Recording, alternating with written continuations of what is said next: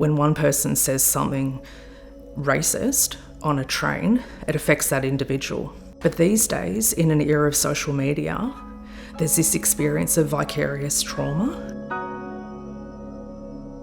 That one incident that none of us would know about if it happened to anyone in my generation, say 20 years ago, even 15 years ago. But now if that one incident occurs, everyone knows about it.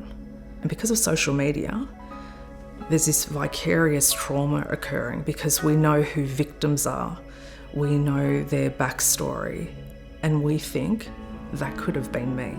I've been working with the Muslim communities in Melbourne for about 25 years, pre-9/11 and post 9/11. So I have a lot of very good friends who are Muslim, who are peace-loving, who are beautiful people, but there are fanatics.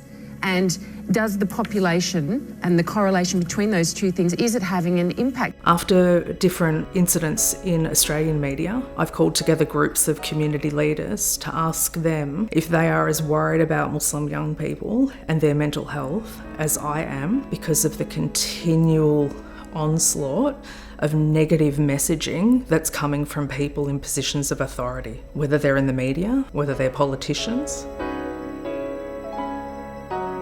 Muslims don't break out in blue spots if we have depression. It affects us in very stereotypical ways to anyone else in the world. The difference is about accessing services though.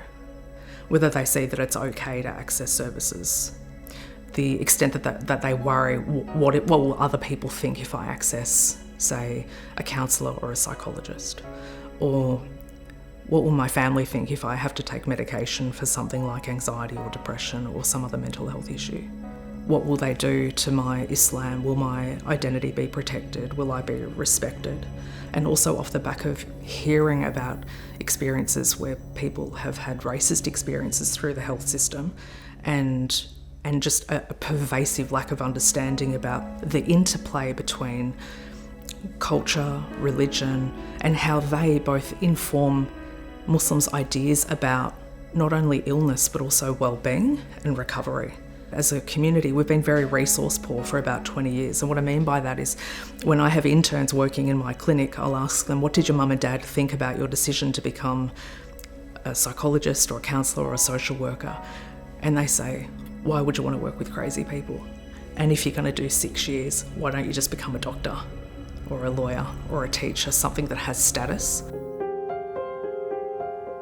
But that's changed markedly, and as a result we've seen an influx of students wanting to study psychology, seeing the fact that there's no services and seeing family members that are unwell largely due to mental health. The mental health literacy of Muslim young people surpasses them of their parents and even their grandparents. So they can see what it is to have anxiety because they're being educated through their schools and through social media platforms, and they can see it and then look around and go, okay, so who's helping our community and motivating them to come into this profession to deliver services back to the very communities that they came from. As a result, now we start to have resources, and it opens up accessibility to people who are in older generations who might only have a level of proficiency in their language of origin, and that might have precluded them from accessing mainstream services. So now the very younger generations are the ones that are going to start to lift up and help the broader community start to recover